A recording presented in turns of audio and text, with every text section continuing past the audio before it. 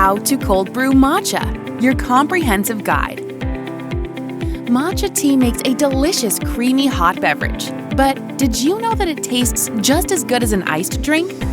Sure, you can make a simple glass of iced matcha by cooling down a cup of hot matcha with a few ice cubes, but one of our favorite treats at the Japanese green tea company is cold brew matcha.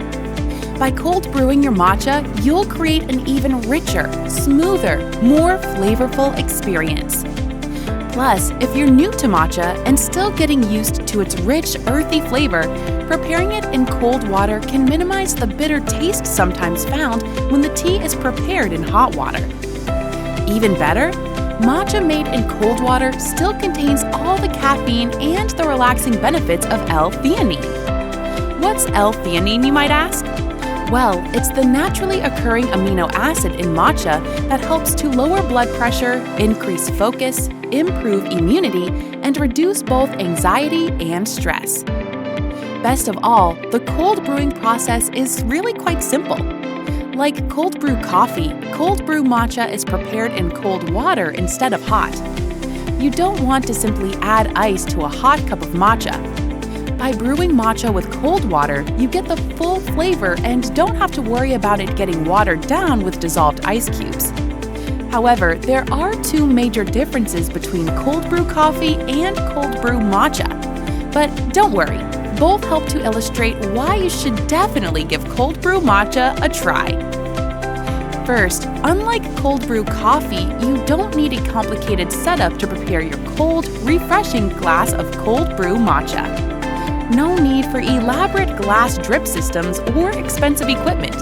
Cold brew matcha only takes one tool. Second, cold brew matcha can be ready in a moment's notice. You don't have to start preparing the night before or wait hours for it to get to your desired temperature. With that level of simplicity, it's the perfect way to wake up on a hot summer morning, refresh after a long workout at the gym, or cool off on a humid afternoon. So, what are you waiting for? Let's get started.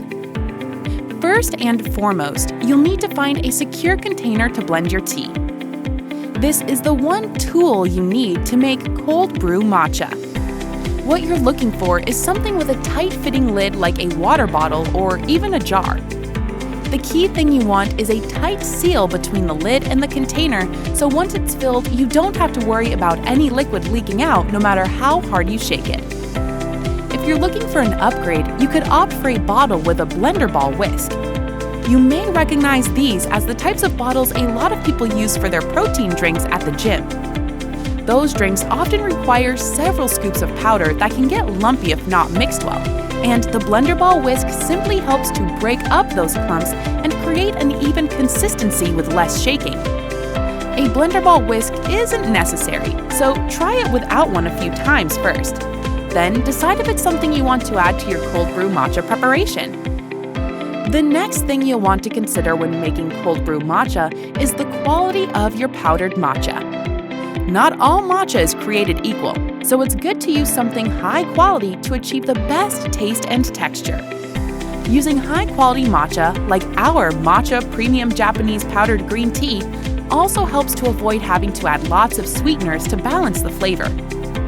Premium matcha has its own natural sweetness to enjoy, and by brewing with cold water, the bitterness naturally found in matcha is minimized, which further enhances and brings out that natural sweet flavor found in high-quality matcha.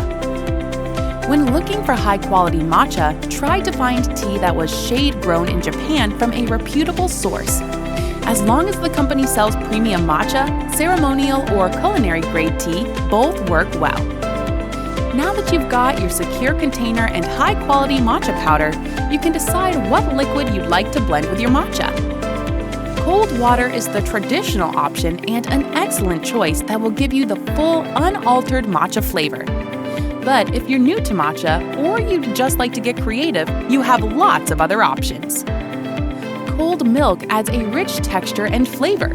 And because there are so many different types of milk to choose from these days, you have plenty of options.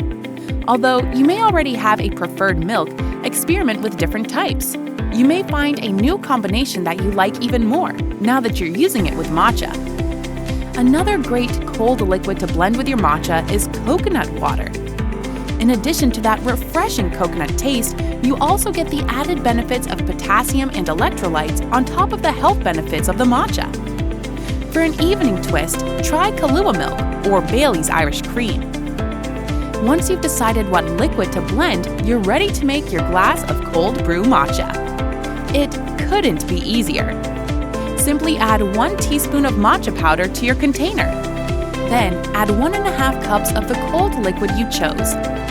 For the final step, put the lid on tight and give it a thorough shake. Look to cocktail mixologists for inspiration on your shaking technique. One thing to keep in mind is that the ratio of matcha powder to liquid isn't set in stone.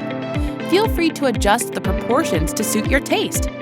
Just make sure there's about 1 inch of space at the top of the bottle so the contents have room to move around and blend together. And of course, be sure to secure the lid tightly. You don't want to start the day with an icy cold matcha shower. You know you're done shaking once the texture is smooth and the color is uniformly green. You should also expect to see a layer of white foam at the top. If you let the bottle sit for a few moments and then swirl the liquid, it will help all of the bubbles rise to the surface. If you're happy with the texture and color, you can drink the cold brew matcha directly from the bottle, or pour it into smaller drinkware. Keep in mind, since the tea powder doesn't actually dissolve and is instead suspended in the liquid, the particles will eventually settle at the bottom of the glass. If this happens before you finish your drink, simply shake it up in the bottle again or give it a quick stir. As you can see, one of the best things about cold brew matcha is that it's quick and simple to make, which means it can easily become part of your daily routine.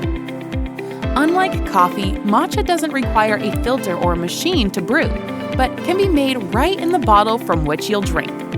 This means you can bring a bottle of water or milk and a small container of matcha with you to work, school, or the gym, and be ready to whip up a batch of matcha in seconds.